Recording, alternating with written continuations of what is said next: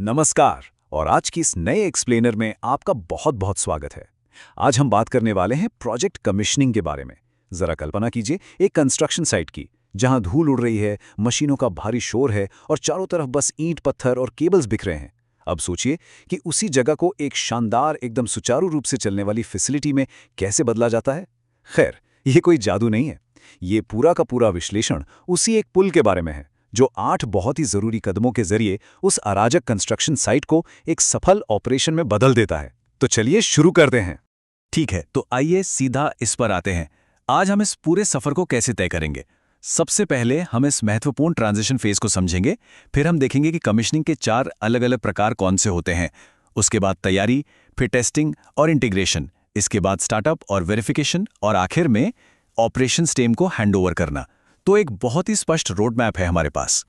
शुरुआत करते हैं हमारे पहले भाग से, द क्रूशियल ट्रांजिशन फेज, यानी एक बहुत ही अहम बदलाव का चरण। देखिए, हम अक्सर सोचते हैं कि एक बार इमारत खड़ी हो गई, मशीनें लग गईं, मतलब काम पूरा हो गया, राइट?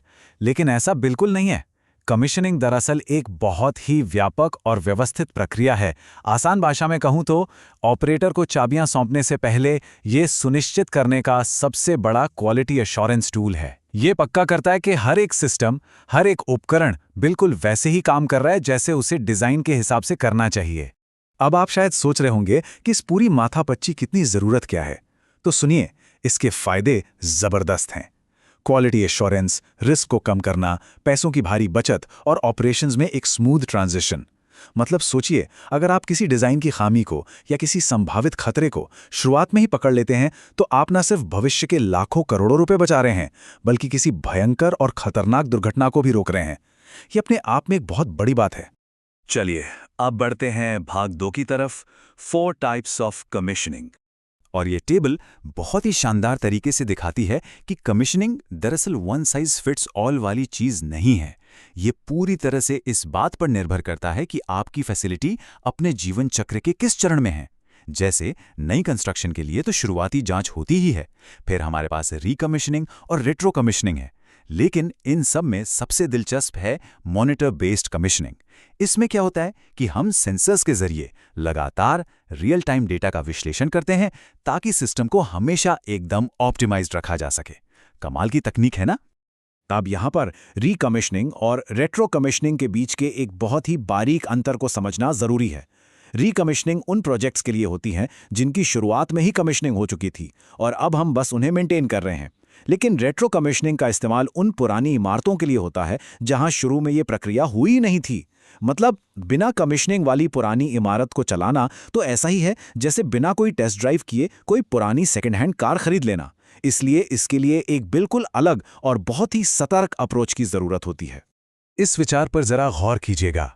सिस्टम और उपकरणों को ऑप्टिमाइज करके रेट्रो कमीशनिंग मौजूदा संपत्तियों का जीवनकाल बढ़ा सकती है, सस्टेनेबिलिटी को बढ़ावा दे सकती है और एक स्वस्थ इंडोर वातावरण में योगदान दे सकती है।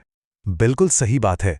ये सिर्फ कुछ मशीनों को ठीक करने या उनके पेच कसने के बारे में नहीं है, बल्कि पर्यावरण को बचाने और लंबे समय में बड़े वित्तीय फायदों को सुरक्षित करने का एक बहुत ही बेहतरीन तरीका है। और अब हम उस मुख्य हिस्से पर आ गए हैं जिसके इर्द गिर्द हमारी आज की ये पूरी चर्चा केंद्रित है। नंबर 8, यानी वो 8 आवश्यक कदम। यहां से हमारा पूरा फोकस एक step by step chronological manual पर होगा। हम देखेंगे कि एकदम ग्राउंड जीरो पर फील्ड में कमीशनिंग वास्तव में की कैसे जाती है। आइए आगे बढ़ते हैं और देखते हैं कि ये पूरी कहानी कैसे बिल्ड होती है। इन 8 थोड़े जटिल से दिखने वाले कदमों को 4 बहुत ही आसान और क्रमिक चरणों में बांटा गया है। फेज 1 है तैयारी, फेज 2 है टेस्टिंग, फेज 3 है स्टार्टअप और फेज 4 है हैंडओवर। काफी लॉजिकल है। तो चलिए गहराई में चलते हैं हमारे तीसरे भाग में, प्रिपरेशन यानी तैयारी। ये एक बेहद ही क्रिटिकल शुरुआती दौर है और मजे की बात यह है कि ये सिस्टम के वास्तव में चालू होने से बहुत पहले ही शुरू हो जाता है। पहला कदम है प्लानिंग। अब ये काम ज्यादातर साइट से दूर मीटिंग रूम्स में होता है। इसमें हम एग्जैक्ट उद्देश्यों और स्कोप को तय करते हैं, टीमें बनाते हैं और हाँ, सबसे अहम बात, एक बहुत ही मजबूत सेफ्टी मैनेजमेंट सिस्टम तैयार करते हैं। क्योंकि अगर काम के दौरान कुछ भी ऊपर नीचे हुआ तो हमारे पास उससे निपटने का एक सुरक्षित तरीका होना ही चाहिए। इसके बाद आता है हमारा दूसरा कदम, प्री फंक्शनल चेक। और सच कहूं तो ये एक बहुत ही सख्त चेकलिस्ट है। इसमें विजुअल इंस्पेक्शन, हर एक डॉक्यूमेंट की बारीकी से समीक्षा, उपकरणों का calibration, control system, safety system, electrical और मैकेनिकल चेक, मतलब सब कुछ शामिल है। हम कोई भी बड़ा टेस्ट शुरू करने से पहले ये पक्का कर लेते हैं कि हर एक छोटा बड़ा पुर्जा अपनी एकदम सही जगह पर हो। कोई चांस नहीं लिया जा सकता यहाँ। अब आते हैं भाग 4 पर, टेस्टिंग एंड इंटीग्रेशन। असली परीक्षा यहीं शुरू होती है। तो सबसे अहम बात यह है कि तैयारी के बाद अब तक जो पुर्जे अलग अलग काम कर रहे थे उन्हें असली परीक्षा से गुजारा जाता है। तीसरा कदम है फंक्शनल टेस्टिंग। ये स्टेप इस बात पर मोहर लगाता है कि क्या अलग अलग सिस्टम वास्तव में अपने ओरिजिनल डिजाइन की शर्तों पर खरे उतर रहे हैं। एक बहुत ही डिटेल्ड टेस्ट प्लान के तहत टेस्ट किए जाते हैं, डेटा कलेक्ट किया जाता है, और हाँ, अगर कोई भी कमी मिलती है ना तो उसे तुरंत दूर करके सब कुछ डॉक्यूमेंट कर लिया जाता है।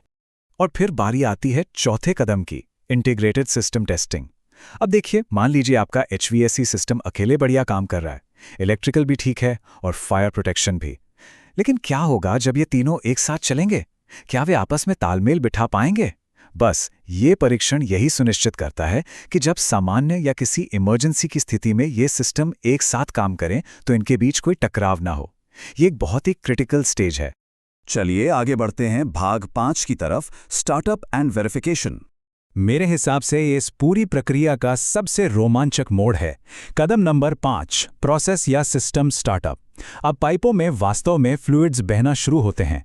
आप कह सकते हैं कि ये प्लांट में सच में जान फूंकने की एक बेहद सावधानीपूर्वक प्रक्रिया है। इसमें एक्सपर्ट्स की कड़ी निगरानी में मैकेनिकल प्रक्रियाओं को शुरू किया जाता है, पावर को धीरे धीरे बहुत ही आराम से बढ़ाया जाता है, और ये देखा जाता है कि हर एक मैकेनिकल और इलेक्ट्रिकल इंटरफेस बिल्कुल सही ढंग से रिएक्ट कर रहा है या नहीं। अब हम पहुंचते हैं छठे कदम पर, जो है परफॉर्मेंस वेरिफिकेशन। यहां पूरे के पूरे सिस्टम को एक बहुत ही सख्त बिना रुके ट्रायल रन से गुजारा जाता है ताकि उसकी असली क्षमता साबित हो सके। जो भी प्रोसेस हैं उन्हें फाइन ट्यून किया जाता है, और जब ये ट्रायल रन सफलतापूर्वक पूरा हो जाता है ना, तब जाके प्रोविजनल एक्सेप्टेंस सर्टिफिकेट जारी होता है, और यहीं से शुरू होता है हमारा परफॉर्मेंस गारंटी पीरियड। और अब हम अपने आखिरी चरण में हैं, भाग 6, हैंडओवर टू ऑपरेशंस। अब हम उस पुल के एकदम आखिरी छोर पर पहुंच चुके हैं जहां हमारी कमीशनिंग टीम अब प्रोजेक्ट से बाहर निकलने की तैयारी करती है। 7वां कदम है प्री हैंडओवर। देखिए, ये चरण पूरी तरह से नॉलेज ट्रांसफर को समर्पित है। इसमें सभी जरूरी दस्तावेजों को एक साथ लाया जाता है, ओनर्स के प्रतिनिधियों को और जो लोग असल में फैसिलिटी को चलाएंगे उन्हें कड़ी ट्रेनिंग दी जाती है। डिटेल में यूजर गाइड्स बांटी जाती हैं ताकि ऑपरेटर लंबे समय तक इस प्लांट को सफलतापूर्वक चला सकें। अब इस स्लाइड के बारे में जो सबसे दिलचस्प बात है वो ये है कि हमारा 8वां और अंतिम कदम, फाइनल हैंडओवर, ये सिर्फ कुछ कागजों पर साइन करना नहीं है। ये वो ऐतिहासिक क्षण है जो आधिकारिक तौर पर सारी जिम्मेदारियों को सौंप देता है। ये कंस्ट्रक्शन फेज के पूरी तरह से खत्म होने और फुल ऑपरेशनल कंट्रोल की शुरुआत का प्रतीक है।